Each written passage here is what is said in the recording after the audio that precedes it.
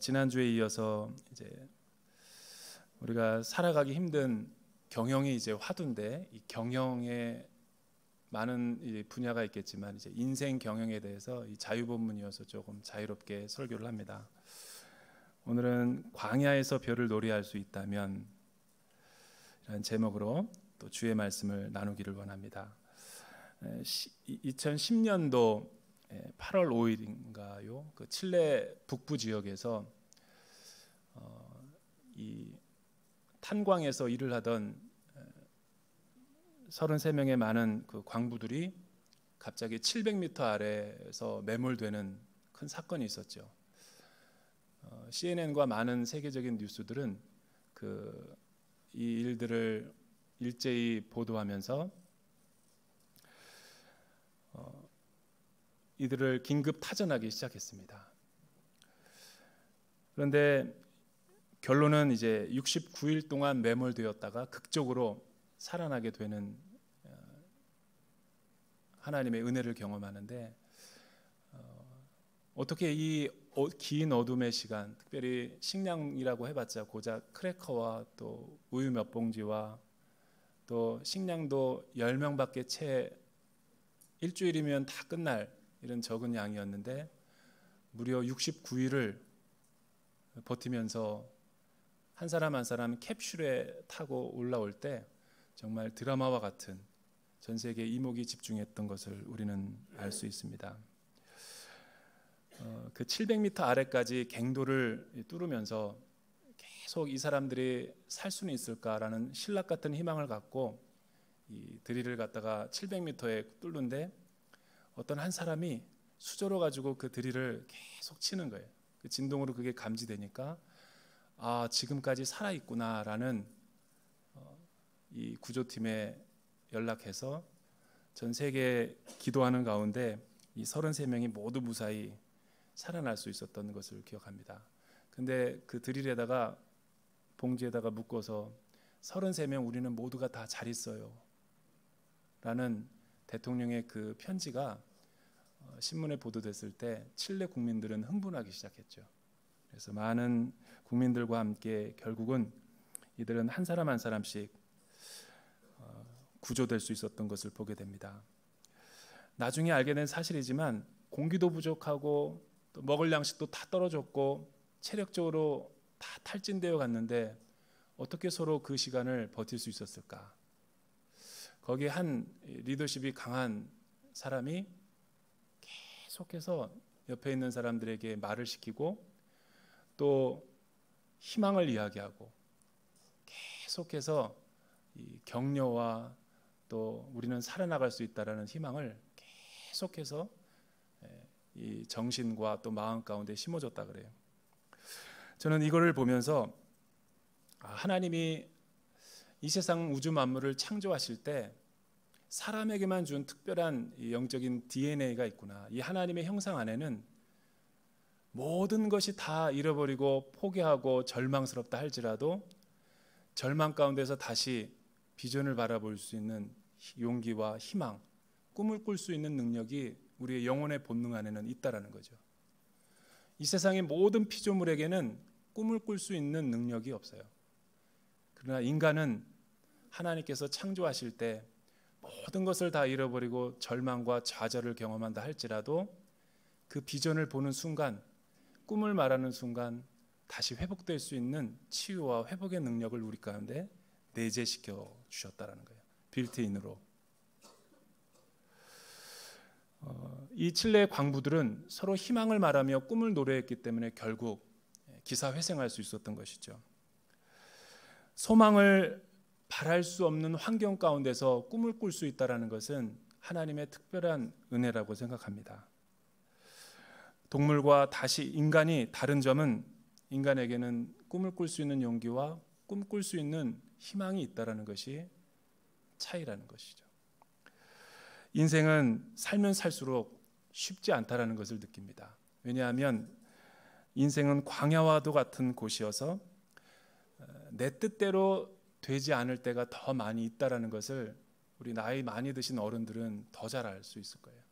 인생을 돌아온 삶을 회고해 보면 내 마음대로 되는 것보다 내 뜻대로 되지 않는 것들이 더 많이 안다라는 것이 인생의 지혜이죠. 사람에 따라서 광야의 장소와 시간은 다 다르지만 우리의 인생의 길에는 광야라는 것이 우리 앞에 놓여 있다는 것을 부인할 수 없습니다. 광야란 무엇일까? 광야는 사막과도 같은 것이죠. 모래바람이 있고 때로는 뜨거운 바람과 또 차가운 바람이 일교차로 불어오고 독충과 전갈이 있는 곳이고 춥고 배고프고 생명체가 없기 때문에 그 무엇인가를 꿈꿀 수도 없는 장소가 시간이 저는 광야라고 생각합니다. 하나님의 부재를 느끼는 장소, 하나님의 그 단절을 느끼는 장소가 저는 광야라고 생각해요. 이 광야는 비록 유목민들에게만 있는 그런 특별한 장소가 아니라 우리 인생을 광야로 비유한다면 우리가 인생을 살아가면서 뜻밖의 손님처럼 만나는 육신의 질병, 암과 같은 광야를 만나는 성도님들도 있죠. 또 어떤 분들은 이혼이라고 하는 한 번도 경험해 보지 못한 긴 어두운 터널을 경험하면서 암흑 같은 시간을 보내고 있는 분도 있을 거예요. 원치 않게 사랑하는 아내나 배우자를 잃어버리고 사별의 충격 가운데 하루하루를 숨 쉴 수 없는 고통 가운데 살아가는 광야를 거니는 분도 있을 거예요. 내가 그렇게 정성스럽게 양육하고 교육했는데 우리의 자녀가 내 뜻대로 되지 않을 때 우리는 자녀 교육의 문제로 큰 인생의 광야를 경험할 수도 있는 것이죠. 어떤 분들은 직장 생활에서 최선을 다했는데 조직 생활에서 나름대로 충성을 다하고 자신의 젊음을 불태웠는데 돌아오는 건 파이어와 해고라는 그 통지를 받을 때 그 충격, 관계성의 어려움으로 조직 생활에 어려움을 겪고 있는 분이라면 그것 또한 우리 인생의 광야라고 해석할 수 있는 것이죠. 광야는 한마디로 말하면 하나님의 부재함을 느끼는 장소가 광야인 거예요. 저는 오늘 말씀을 통해서 광야의 시간은 우리에게 무엇을 의미하는지 몇 가지 살펴보기를 원합니다. 우리가 이 신명기 오늘 말씀인 그 1절서부터 10절까지 우리가 봉독을 하지 않았는데 한번 한 절씩 돌아가면서 봉독해 보도록 하죠. 신명기 8장 1절서부터 10절에 있는 말씀. 삼가 내가 오늘 너희에게 주는 모든 명령을 지키라. 그러면 너희가 살고 수가 많아지고 여호와께서 너희 조상들에게 맹세로 약속하신 그 땅에 들어가 차지할 수 있을 것이다.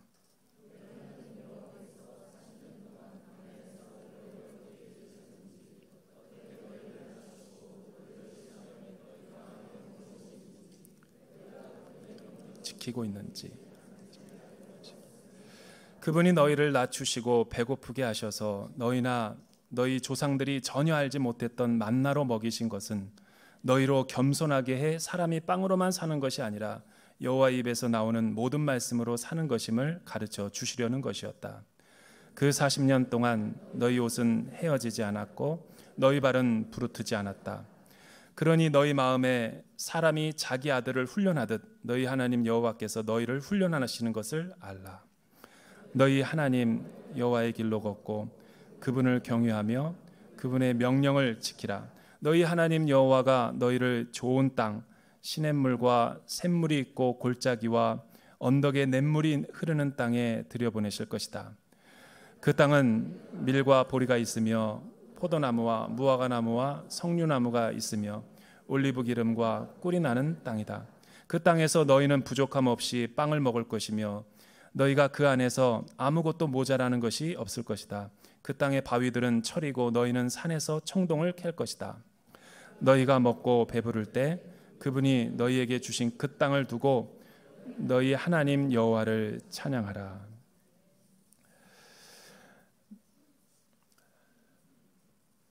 우리가 이스라엘의 역사를 보면 하나님은 이스라엘 백성들을 출애굽시키시고 또 하나님의 크신 권능의 팔로 구원해 주셨지만 하나님은 그들을 약속의 땅 가나안 땅으로 인도하셔서 세계 만민이 구원을 받게 하기 위해서 구원의 도구와 방편으로 쓰시기 위해서 그 민족을 민족적으로 소명을 통해 부르신 것이죠.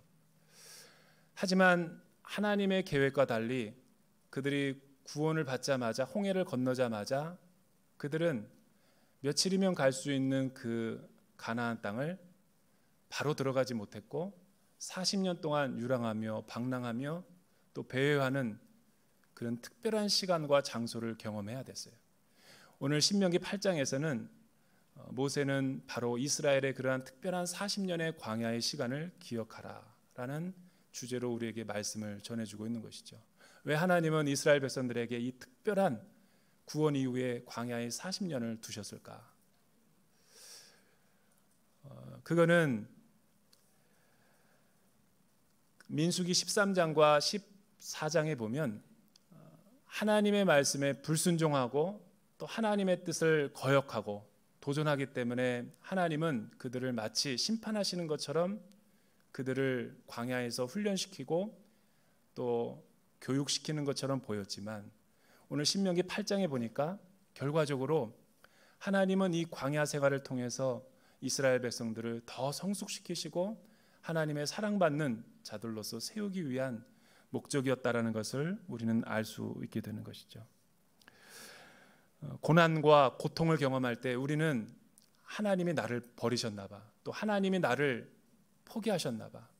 나는 쓸모없는 존재야. 나는 무가치한 존재야 라고 우리는 판단하고 자기를 비하하고 자기를 정죄하지만 오히려 하나님은 이 고난과 어려움을 통해 전화위복시키셔서 구원의 도구로 사용하셔서 우리를 특별하게 훈련시키기 위한 목적으로 선하게 사용하셨다라는 것이죠. 왜 하나님은 우리의 삶에 안전한 곳이 아닌 광야로 내모시는가? 왜 하나님은 우리를 온실에서가 아니라 광야에서 훈련시키는 분이신가? 세 가지 이유가 있는데 첫째는 광야는 우리의 믿음을 테스트해 보기에 가장 적합한 장소이기 때문에 그런 것이죠. 2절 우리가 같이 한번 읽어볼까요? 2절에 있는 말씀 시작. 너희 하나님 여호와께서 40년 동안 광야에서 너희를 어떻게 이끄셨는지, 어떻게 너희를 낮추시고 너희를 시험해 너희 마음에 무엇이 있는지, 너희가 그분의 명령을 지키고 있는지 아닌지 알려고 하셨음을 기억하라. 여러분 목소리가 좀 작네요. 이제를 다시 한번 큰 목소리로 졸음의 영이 떠나가도록 같이 한번 읽어볼까요? 시작.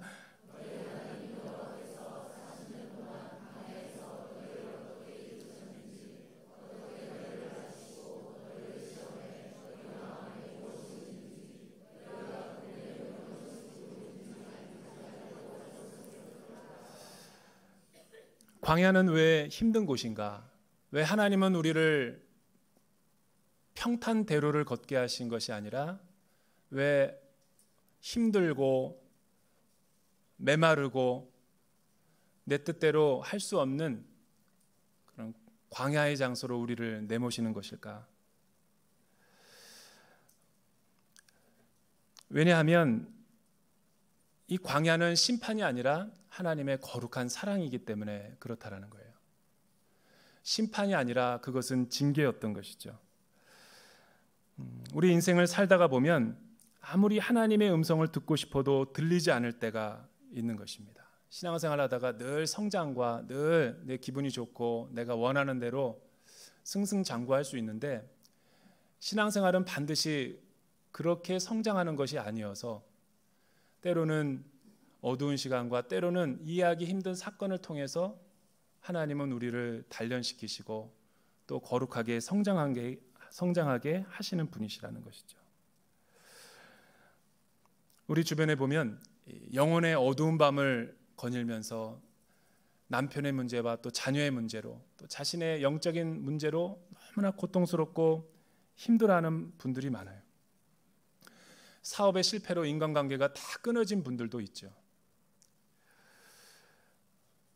도대체 내가 힘들 때 하나님은 어디에 계시는 것인가? 이런 회의와 질문이 계속 내 안에서 일어나는데도 하나님은 응답하시지 않고 나에게 말을 걸어오지 않는 것 같은 그런 하나님의 부재 경험. 우리는 신앙생활을 하면서 누구나 다 한 번씩은 경험해보는 특별한 시간이죠. 왜 하나님은 나에게 고통을 허락하시면서 나에게 찾아오지 않는 것일까? 이에 대한 성경의 답변은 명쾌해요. 2절에 보니까 그 이유는 바로 이런 거예요. 너희를 낮추시고 너희를 시험해 너희의 마음에 무엇이 있는지, 너희가 그분의 명령을 잘 지키고 있는지 못 지키고 있는지 체크해 보기 위해서다. 알듯 모르듯한 말로 설명을 하지만 여기에 중요한 하나님의 메시지가 있는 것이죠. 이 말을 반대로 하면 우리는 신앙생활을 열심히 하고 잘하고 있는 듯 하지만 하나님의 관점에서 보면 우리의 마음은 낮춘 것이 아니라 높아져 있고 자기 의와 자기 자아로 가득 차 있어서 교회 나와서 예배를 드리고 또 순모임과 공동체에서 신앙생활을 열심히 하지만 자기중심적으로 할 때가 많고 매너리즘과 타성과 종교생활을 할 때가 많이 있다는 것을 우리는 누구보다도 자신의 내면의 세계를 점검해 보면 잘 알 거예요. 하나님을 위해서 일을 한다고 하면서도 내면의 동기는 결국은 자기를 드러내기 위해서와 또 사람들의 인정과 칭찬을 받기 위해서일 때가 한두 번이 아니었죠.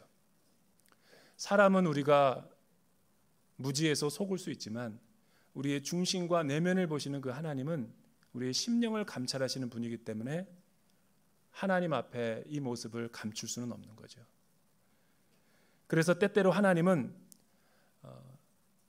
사랑하는 자녀가 자기를 정말로 진정성 있게 사랑하고 내 말을 순종하는지 아는지 테스트해 보고 싶은 거예요.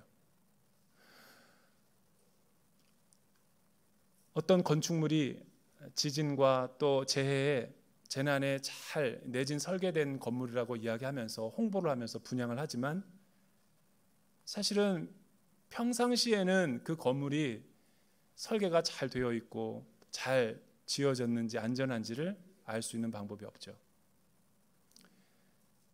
지진이 일어나 보면 알아요.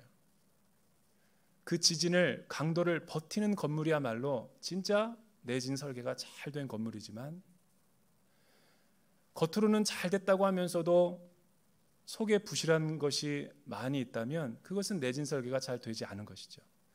우리의 영혼의 건축도 마찬가지인 거예요.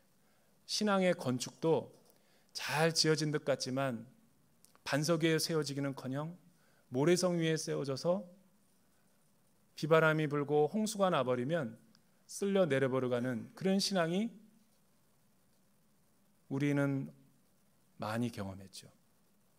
무늬만 그리스도인이지 속사람은 여전히 내가 옛 자아와 옛 성품으로 하나님의 음성이 내 영혼에 침투하지 못하는, 하나님이 나를 통치하고 다스리지 못하는 숨어있는 내 자아가 있는 것이죠. 그래서 하나님은 우리에게 테스트하기 위해서 광야로 내모시는 거예요. 왜냐하면 광야로 나가게 되면 하나님 앞에 드러나지 않는 모습이 없기 때문에. 내 신앙이 건강한가 건강하지 않은가는 광야로 내몰아 보면 아는 거예요. 마케팅이 경쟁력이다, 생존이다. 모티베이터라는 유명한 경영학계에서 쓴 조소환 씨라고 있죠. 사실은 우리가 경영을 잘 몰라서 그렇지 조금만 회사 다니시는 분이라면 이 사람의 책을 다 읽어봤을 거예요. 마케팅의 귀재라고 하고 천재적인 동물적인 감각과 본능을 가지고 있어서 그의 손을 거치는 것은 아무리 적자를 보더라도 매출이 극대화가 되는 거예요. 그래서 수많은 대기업들에서 이 사람을 스카우트해 가려고 그러고 이 사람에게 엄청난 연봉을 주고서라도 그 사람을 채용하려고 그러죠. 이 조소환 씨가 쓴 책에 보면 그런 내용이 나와요. 우리가 알만하면 다 이 사람이 히트 상품을 다 쓰고 있어요. 2080 그리고 뭐 KTF를 이렇게 KT와 함께 엄청나게 급성장시킨 사람, 또 이 트리트먼트 이렇게 그 샴푸와 린스를 최초로 하나로 묶어가지고 대박을 친 다 이 사람을 손을 통해서 나온 거죠. 또 애경 그 회사의 대표로 있었었고, 또 세라젬 뷰티앤 랩이라는 그런 회사에서 또 중국에서 화장품을 통해서 엄청난 부를 창출한 어떻게 이런 손만 댔다 하면 놀라운 효과가 나타날까? 그의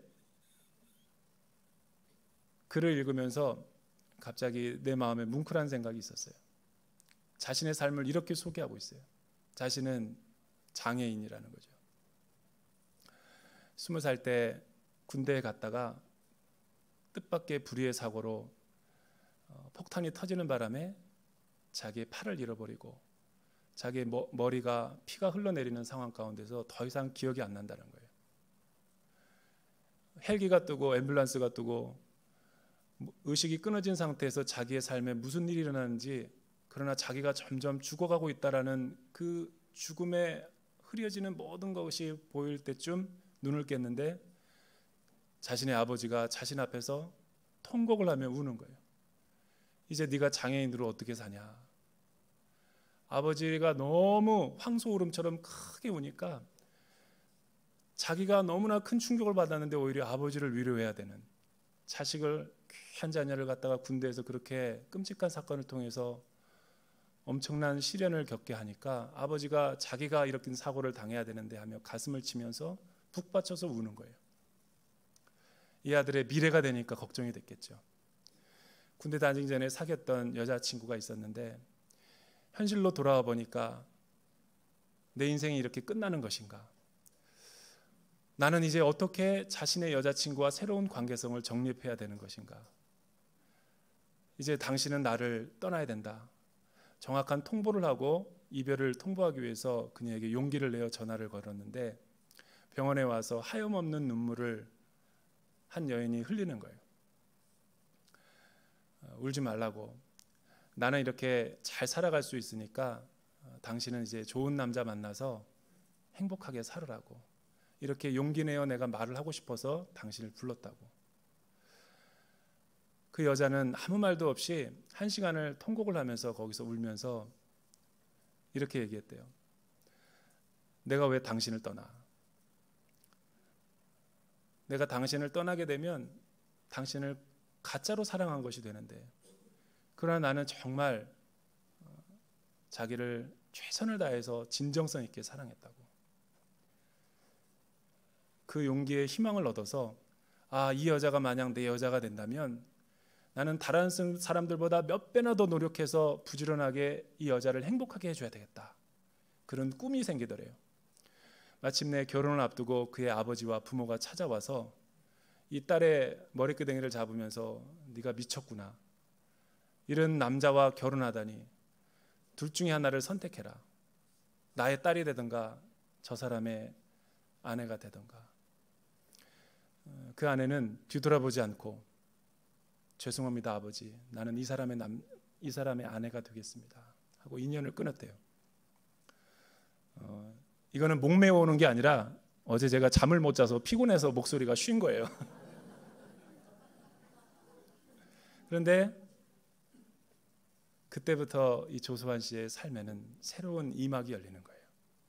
남들에게 없는 비상한 직관력과 통찰력으로, 남들보다 집중력 있는 그 집중력으로, 부지런함으로, 근면과 성실함으로 승부했을 때 이 사람이 손대는 것마다 놀라운 매출 신장과 가치 창출이 이루어졌어요. 꿈은 무서운 거예요. 조소환 씨는 이렇게 얘기해요. 나는 우리 아내를 통해서 진짜 사랑을 배웠다. 조건적인 사랑이 아니라 정말 영혼을 다해 사랑하는 그 사랑. 나도 내 일에 이러한 전문가가 되고 싶어서 일에 몰두할 수 있었다라고 수레하는 거예요. 사랑하는 여러분, 우리가 하나님을 사랑한다고 하지만 사람들 앞에서가 아니라 하나님 앞에서 진정하게 우리가 진검승부 테스트를 해볼 필요가 있어요.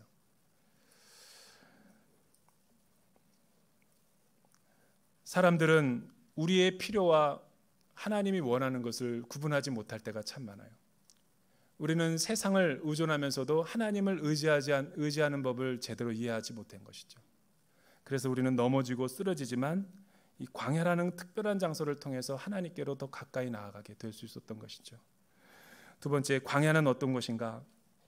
광야는 내가 낮아지고 하나님이 높아지면 산은 낮아지고 골짜기는 높아지기 시작하면 그때서야 광야에서 하나님의 음성이 들리고 우리의 영혼의 태도가 달라져요. 3절을 한번 같이 읽어볼까요? 3절에 있는 말씀 시작.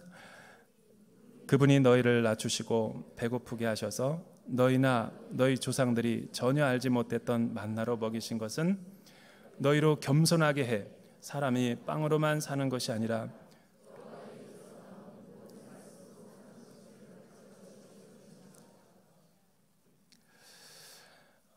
광야는 살기에 부적합한 곳이죠. 춥고 배고프고 불편하고 내 마음을 두기에는 편안한 곳은 아니에요. 하지만 이상하게 이런 상황과 이런 환경에 처해지면 사람은 낮아지고 겸손해져요. 자기가 아는 것보다 자기가 모르는 환경 가운데 서면 사람은 낮아지고 높은 자리에서 내려오게 되죠. 그리고 그 광야에서 침묵과 긴 고독 속에서 들려오는 권위자의 음성을 듣기 시작하는 거예요. 빈들에서 하나님은 말씀으로 찾아오시는 분이시죠. 음식이 없을 때 우리의 육체의 배고픔이 더해지듯 이런 광야 생활에서 영적인 배고픔과 갈망과 목마름이 더해질 때 하나님의 부재가 하나님의 임재로 변화되어지게 되는 거예요. 그래서 하나님은 광야에 하나님의 음성을 들려주기 위해서 사랑하는 자녀를 심판이 아니라 징계로서 우리를 내모실 때가 있는 것이죠. 사실은 이스라엘 백성들은 하나님의 자녀라고 하면서도 430년 동안 오랜 애굽의 종노릇과 죄의 문화에 익숙해져서 사실은 겉사람만 구원을 받았지 아직 우리의 내면에 있는 모든 죄의 문제가 잘 처리가 되지는 않았어요. 우리의 신분이 칭의를 받은 것이지 우리의 생활이 우리의 일상생활이 칭의가 이루어진 것이 아니죠.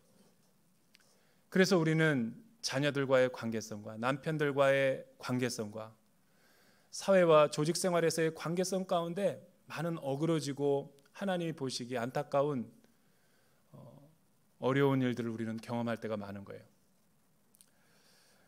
그러나 하나님은 우리를 낳으시고 사랑하시는 분이셔서 우리를 사랑하여 주셔서 우리를 끝까지 인내하시고 하나님의 온전한 사람으로 세워가시는데 우리에게 헌신하고 있는 것이죠. 그래서 하나님은 이 자기 아집과 고집으로 가득 차 있는 사람을 의지하던 것을 버팀목들을 다 상실해버리게 만드시죠. 광야가 좋은 것은 의지하던 친구와 의지하던 재산과 의지하던 건강을 잃어버리면 우리의 영혼의 눈은 번쩍 눈에 띄게 되고 나를 은혜로 부르시니가 누구인지를 정확하게 들을 수 있는 귀가 열리게 되는 것이죠. 이것을 성경에서는 겸손이다라고 말하는 거예요. 우리의 마인드가 험불해지는 거죠. 그래서 인간은 이 외적인 만족과 육신적인 편안함 가운데서 행복을 느끼는 존재가 아니라 하나님의 말씀 또 영적인 추구를 통해서만 참된 기쁨을 느낄 수 있는 존재다라는 것을 교훈하시기 위해서 우리를 간혹 광야로 모시는 거예요. 만나와 메추라기를 통해서 하나님이 공급하시고 우리의 삶을 책임져 주신다라는 하나님의 음성을 들려주시는 것이죠. 이 광야 훈련을 해본 사람만이 이 믿음의 순례 여정을 끝까지 피니시 웨이를 잘 할 수 있는 거예요. 아직 이 광야 훈련의 체험이 안 돼 있는 사람은 하나님은 계속 우리를 광야 속에서 낮추시고 우리의 생각을 버리게 하시고 거룩한 성화의 훈련을 해 나가시는 분이신 거죠. 여러분, 그래서 이 물질이 풍요하신 분들도 이 광야 훈련으로 한번 들어가 보셔야 돼요. 모든 것을 내려놓고 이런 훈련이 있는 공동체와 장소로 가보셔서 자신의 마음을 낮추고 하나님의 음성을 들을 필요가 있어요. 속도를 이제 낮추고 주변의 사람들도 좀 둘러보고 낯선 환경 속으로 들어가서 믿음의 모험과 여정을 해봐야지만 내 지나온 삶이 내 힘이 아니라 하나님께서 나를 이곳으로 인도하신 분이시구나 하나님의 주권과 하나님의 그 구원의 능력을 찬송할 수 있는 것이죠. 지나온 세월을 돌이켜보면 역설적이게 내가 가장 힘들었을 때가 하나님의 은혜가 넘치는 때였어요. 또 반대로 내가 풍요로울 때는 이 하나님의 음성이 잘 들리지 않고 하나님의 은혜가 반비례한다라는 것을 느낄 수가 있어요. 광야 생활을 할 때는 하나님이 만나와 메추라기를 공급해 주셔서 하나님이 주시는 것을 통해서 하나님의 입술에서 나오는 말씀을 통해서 기쁨과 만족을 누렸는데, 가나안 땅에 들어가고 나니까 절기와 예배도 드리지 않아도 가나안 7족 속의 그 이방신들을 섬기는 이 가나안 7족 속들처럼 만나와 메추라기가 이제 끊어지고 기적과 표적은 나타나지 않고 이제 내 근면과 내 노력과 내 성실로 매일 먹고 사니까 이 모든 것들이 다 자연스러운 것이구나 라고 생각하게 되면서 하나님을 경외하는 마음이 떠나가게 되는 거죠. 직장 취업하기 전에는 새벽기도 나오고 간절히 부르짖고 수협에 나와서 은혜 받던 한 청년이 직장 생활에 들어가서 6개월 되고 안정이 되고 1년이 지나고 2년이 지나니까 새벽기도는커녕 큐티도 안 하고 주일 예배도 출근하고 야근한다 그래가지고 PPT 발표가 있다 그래서 겉도는 청년들을 보면서 우리의 마음이 이와 같은 것이죠. 내 마음이 낮아졌을 때는 하나님이 내 생명의 의식주의 책임자시고 공급자이시라는 것을 고백하면서 하나님이 우리에게 복 주시니까 그 복을 주신 분을 망각하고 우리는 내가 근면하고 내가 성실해서 월급과 또 내 연봉이 이렇게 높아지는 것이지, 내가 열심히 해서 이 건물을 산 거지 라는 자기의로 충만해지게 되는 거예요. 여러분들에게 질문해 볼게요. 그 건강과 그 지혜는 누가 주셨어요? 하나님이 주셨죠. 대답을 잘하신 성도님은 오늘 5층 카페에서 커피를 무료로 드시기를 축원합니다.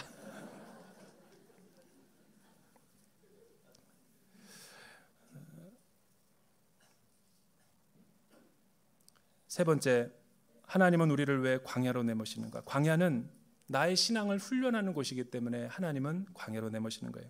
마지막 4절과 5절 우리 한 목소리로 읽어볼까요? 4절과 5절 시작. 그 40년 동안 너희 옷은 헤어지지 않았고 너희 발은 부르트지 않았다. 그러니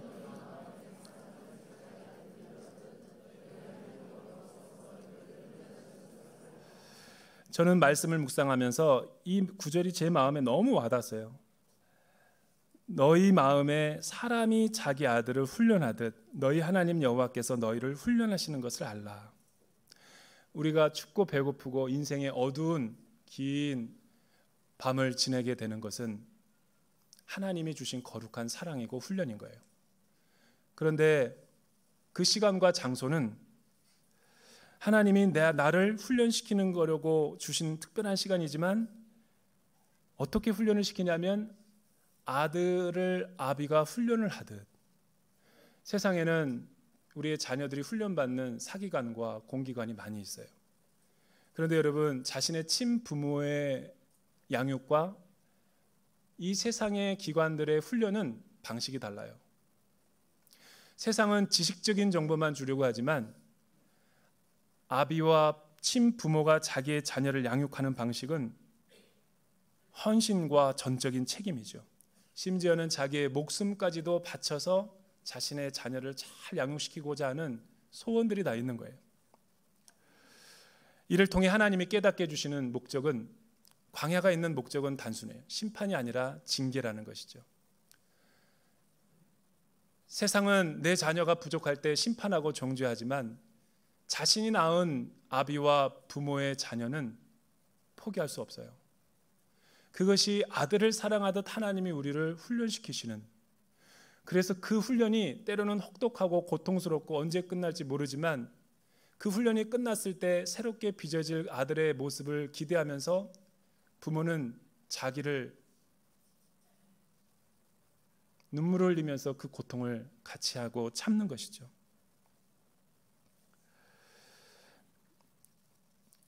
신명기 8장 16절은 이런 놀라운 말씀이 있어요. 이 말씀을 요약하면서 광야의 결과를 이렇게 설명해요.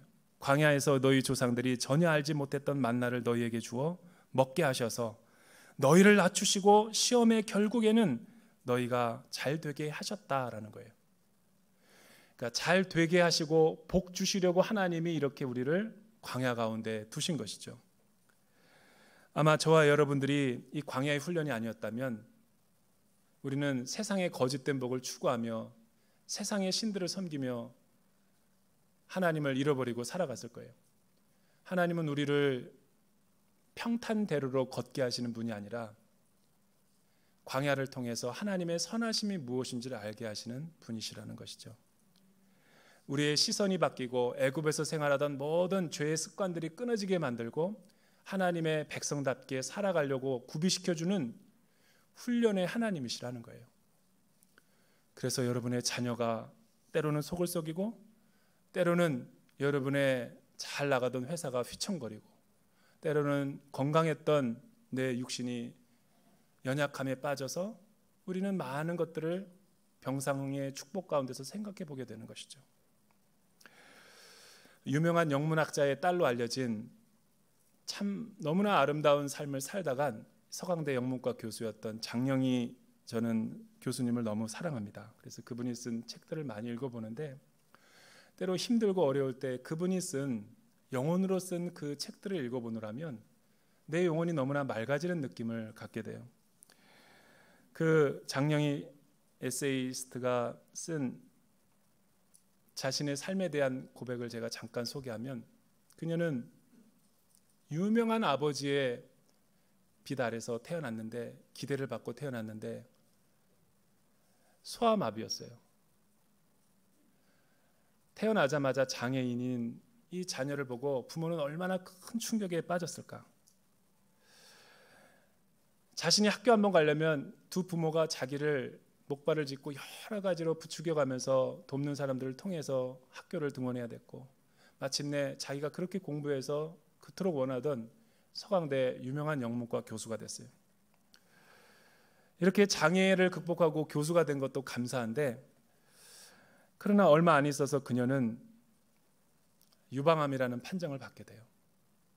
또 세월이 지나니까 정신력으로 극복해 보려고 했지만 척추와 간으로 다 전이가 돼서 그녀는 투쟁하면서 9년이라는 교수 생활을 하면서 그 생활을 버티면서 마지막 영혼으로 글을 쓰고 수많은 사람들에게 신금을 울리고 영혼의 깊은 두레박으로 물음을 끌어올리는 그런 아름다운 글을 써서 세간에 많은 영향력을 끼쳤죠. 한 번은 그녀가 미용을 하러 미용실에 가서 잡지를 우연하게 읽었는데 그 잡지의 내용은 그거였어요. 어떤 한 연예인이 광고를 CF를 촬영해서 3억을 벌었다라는 거예요. 속으로 자기는 생각했대요. 나 같은 장애인, 나 같은 연약함을 가진 사람들은 그 3억의 돈을 벌으려면 수많은 페이퍼와 논문을 읽고 정리를 해서 10년 동안 목이 쉬어라고 강의를 해도 얻을까 말까 한 돈이라는 거예요. 그런데 누구는 선천적으로 아름다운 외모와 아름다운 키와 재능을 타고나서 CF 한 편 촬영하고 나서 3억을 벌고, 나 같은 사람은 몸도 건강하지 않고 부모에게도 고생시키고 자기는 순수하게 살려고 했던 자신의 노력은 있었대요. 그러나 그 순수를 누가 알아줄까? 값으로 환산하면 300원이나 될까? 오늘은 내가 너무나 비참해진다. 왜 하필 나는 장애우고 저 사람은 저렇게 아름답게 태어나서 3억을 벌고 내 영혼값은 300원밖에 되지 않는가? 라고 볼멘 소리를 하면서 집에 돌아오는데, 조카를 주려고 아름다운 판다 인형을 살라고 가서 그 가게에서 그 인형을 사고 외국에서 오래 살다가 온 자기 조카에게 선물로 줬대요.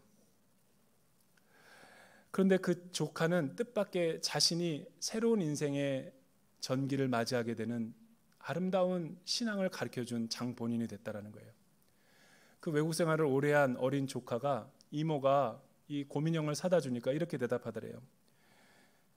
이모, 왜 이 곰인형을 하필 나에게?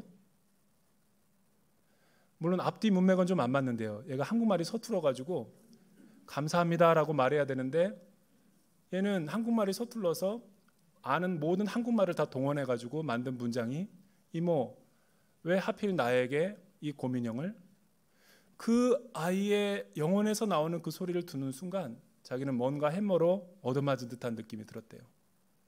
하나님이 자기에게 영적인 레슨을 해주는 거죠. 그래, 왜 하필 나에게 이런 불행한 일이, 왜 하필 나에게 이런 남편의 사별이, 왜 하필 내 자녀에게, 왜 하필 나에게 이런 사업에 어려움이 찾아올까라는 것은 원망과 불평이 되지만, 왜 하필 나에게 이런 축복을 주시는가, 하나님은 왜 나에게 이런 시간을 주시는가라고 이렇게 거꾸로 생각해 보니까 오히려 하나님이 그동안 자신의 삶에 베풀어 주신 많은 시간들을 생각해 볼 때, 광야의 시간을 생각해 볼 때 축복이 아닌 것이 없고 만 가지 복을 세어보니까 모든 것이 감사가 아닌 것이 없다라는 거죠. 사랑하는 여러분, 여러분의 지난 날의 세월들을 돌이켜 보세요. 모든 것이 감사이고 모든 것이 하나님의 훈련이었죠. 고통과 시련이 있었기 때문에 나의 미래의 신앙을 위한 영적인 근력 운동이 될 수 있었던 거예요. 여러분이 만약 그 고통과 그 고난이 없었더라면 하나님은 우리에게 축복을 주시기 전에 그 축복을 담을 만한 축복의 그릇이 안이 깨끗한가 더러운가를 먼저 보시고 우리를 정결케 하는 훈련을 하시는 거죠. 그 특별한 시간과 장소가 저는 광야 훈련이라고 생각해요. 왜냐하면 그 축복을 담는 그릇이 더러우면 그 복을 받는 순간 우리는 하나님을 배교하고 떠나버리니까. 그래서 이 세상에는 훈련 없이, 광야 없이 축복을 받고 하나님을 떠난 사람들이 많이 있는 거예요. 왜 하필 나에게 이런 시간이, 묵상하면서 나의 인생의 모든 목적과 방향이 빵으로만 사는 것이 아니라 하나님의 입에서 나오는 모든 말씀으로 산다, 눈에 보이는 세계가 아니라 영혼의 세계가 나의 참된 세계다라는 믿음을 가지고 살아가는 거예요.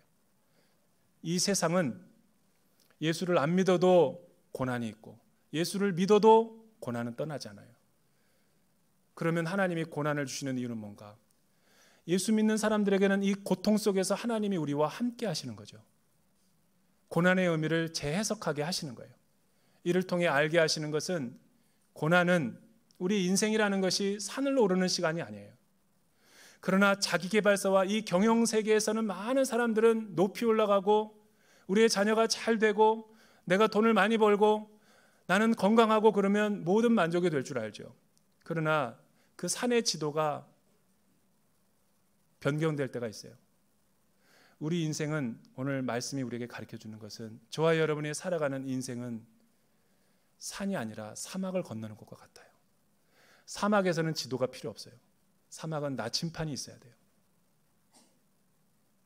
하나님의 시선, 하나님을 향한 그 정결한 마음, 하나님의 입에서 나오는 그 말씀을 우리가 잘 듣고 순종하면 이 모래바람과 또 어두운 시간은 하나님과 함께 금방 지나가 버릴 거예요. 그렇게 우리가 날마다 주님과 승리하는 삶이 되기를 주님의 이름으로 축복합니다. 기도하겠습니다. 사랑하는 주님, 인생의 광야는 매우 거칠고 힘든 곳이며 우리가 살아가기에 너무나 부족한 곳입니다. 그러나 이곳을 통해 하나님은 말씀하시고 우리의 믿음을 정금과 같이 하시고 우리에게 하나님의 신앙을 훈련시켜 주시는 거룩한 하나님이심을 알게 하십니다. 이 광야 생활에 하나님과 동행하는 축복이 있게 하여 주시옵소서. 예수님의 이름으로 기도드립니다.